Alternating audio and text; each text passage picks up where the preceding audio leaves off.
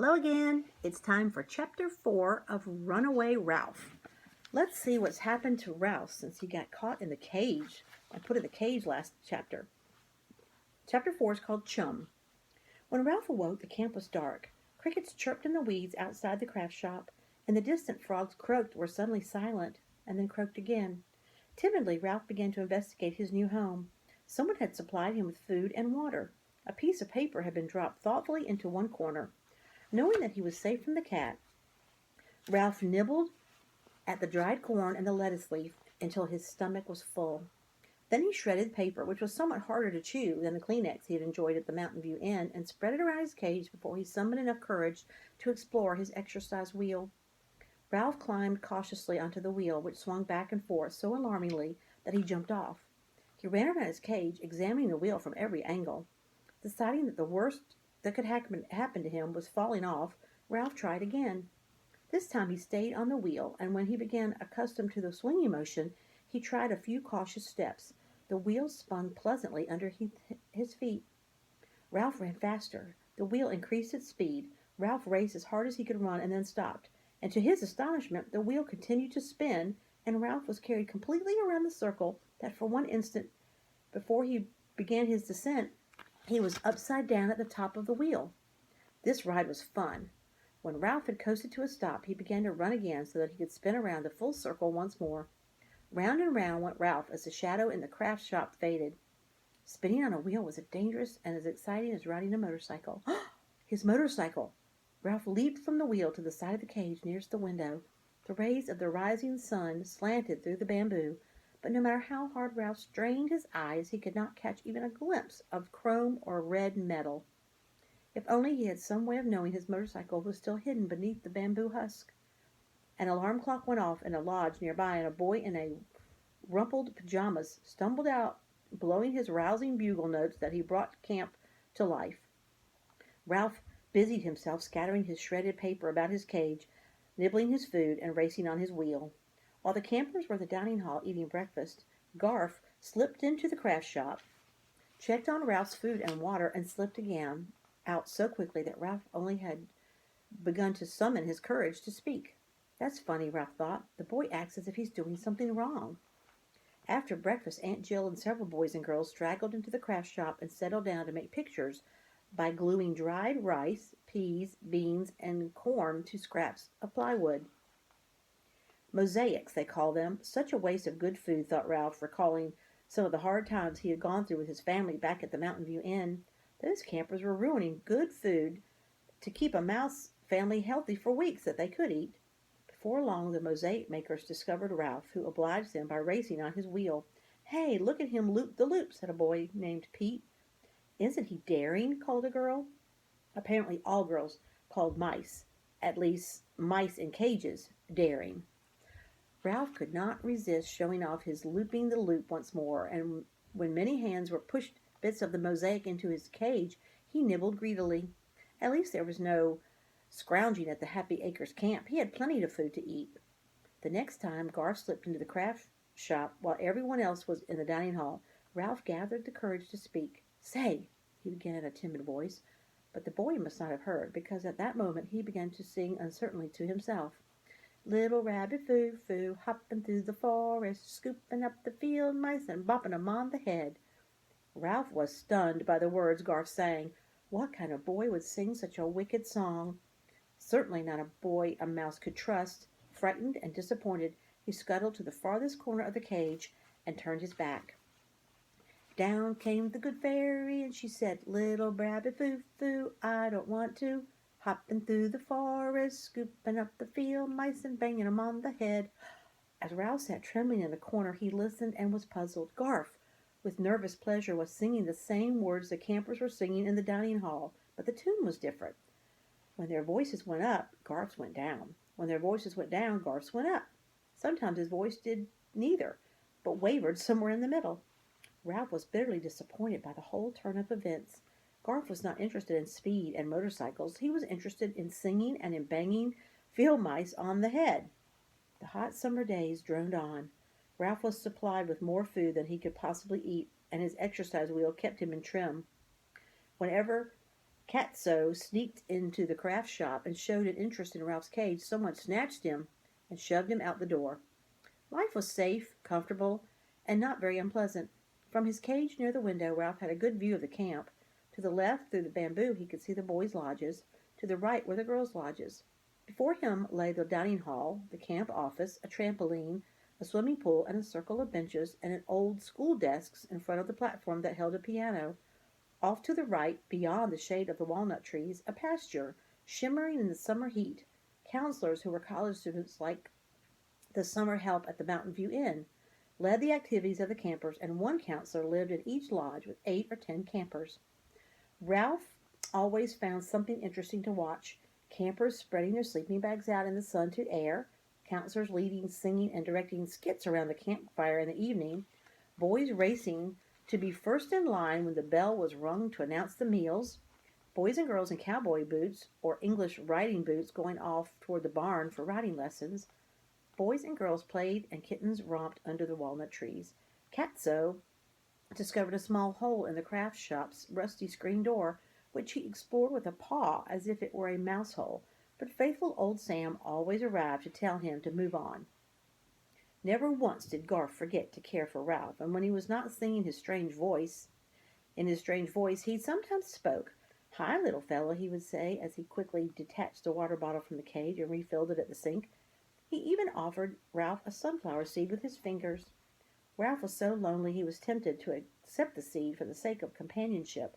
Then he remembered the song about mice getting banged on the head and retreated to the corner of the cage. One afternoon, when Ralph was particularly lonely, he decided that a boy who fed a mouse 3 times a day could not be as bad after all, and that the next time a sunflower seed was offered, he would venture out and accept it from the boy's fingers. However, when Garth finally came, he began to sing again. This time the song was a different one the campers were singing over in the dining hall.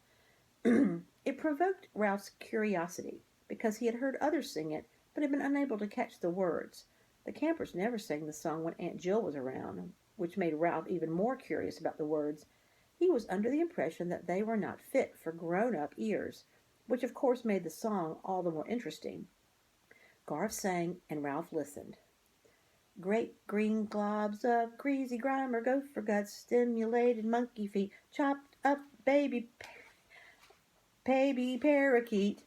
That was enough for Ralph. In his haste to hide, he bumped into the spout of his water bottle and flooded one side of the cage. He found refuge behind a lettuce leaf, where he sat trembling with nerves and fright, while he refused to listen to another word of that fearsome song. Why, the next line might be about mice. Ralph stayed behind the lettuce leaf for a long, long time. He was now certain that there was no hope of ever communicating with Garth. Chopped up baby parakeet. Garth actually relished the dreadful words. Then one day, not long after Ralph had concluded that he was doomed to loneliness, a freckle-faced girl wearing a baggy sweatshirt, shorts, and cowboy boots came into the craft shop carrying a cage at least 10 times the size of Ralph's cage. She set it on the table in the nature corner. "Hi, Aunt Jill, I'm back, and here's Chum again," she announced. "I brought his box of food and bag of cedar shavings." Aunt Jill dropped the strands of lanyards she was demonstrating to hug the girl. "Well, hi, Lana. Welcome back. It's good to see you again. Chum will have a friend this year. A mouse one of the new boys caught in a butterfly net." She lifted the big cage onto the shelf right beside Ralph's cage. Ralph sat on his wheel to get a better look at the new occupant of the nature corner, and a cranky-looking animal with tan and white fur. Ralph, who had never seen such an animal, watched silently while the creature, whatever it was, shoved and pushed and stomped at the cedar shavings in his cage. He seemed to have difficulty arranging them to his satisfaction. Next, he went to his food dish, picked out a number of small green pellets, and shoved them outside his cage. The cedar shavings still did not please him, so he went back to shoving and pushing and stomping. From time to time he paused to gnaw noisily at the bars of his cage with his long, curving teeth. Finally, when the bell had rung and the campers had gone off their noon meal, Ralph, in his eagerness for companionship, could no longer remain silent. "What are you doing, anyway?" he asked. "Some kind of fancy gopher?" The animal spat a green pellet out of his cage before he shot Ralph a withering look of scorn. Fancy gopher, indeed, he sniffed. Well, Ralph faltered, I didn't know. You can't blame me for asking. I am a hamster, said the animal. A golden hamster. I am clean, odorless, and alert. You don't look gold to me, said Ralph. You look tan and hairy. At that response, the hamster turned his back on the mouse. Ralph nibbled a kernel of corn before he made up his mind to try again. Pretty nice place we have here, he remarked. Plenty of food and water and interesting things to watch. The hamster climbed on his exercise wheel and sat swinging to and fro while he stared at Ralph. When Chum remained silent, Ralph continued, It's safe from the cat, too. Chum appeared never to blink his eyes. Maybe, he said. Ralph's whisker trembled. That one word spoken by the hamster hinted at evils unknown to Ralph. He was an animal who was wise in his ways of the world. Well, go on, thought Ralph impatiently. Tell me more. Chum was silent. Finally, Ralph was forced to say, How come that girl brought you here to Happy Acres? It's a long story, said Chum. I'm not in any hurry, said Ralph. Go on. Chum spat the hull of a sunflower seed into the bottom of the cage. It was one of 13 hamsters, 6 girls, and 7 boys born in the back room of a pet store. 13? Ralph was in awe. That's bigger than my litter. What was it like living in a pet store? We had a happy, carefree childhood there in the cage in the back room, Chum continued. There were plenty of food and water and fresh cedar shavings in the bottom of our cage. And we slept all day, all 13 of us, in a warm and cozy heap. Then at night, as we grew older, we would play. Oh, the fun we had those nights in the pet shop. Chum paused, a faraway look in his eyes. Go on, urged Ralph. Where was I? Asked Chum. Oh, yesterday. Oh, yes, yesterday, the frolics we had at night.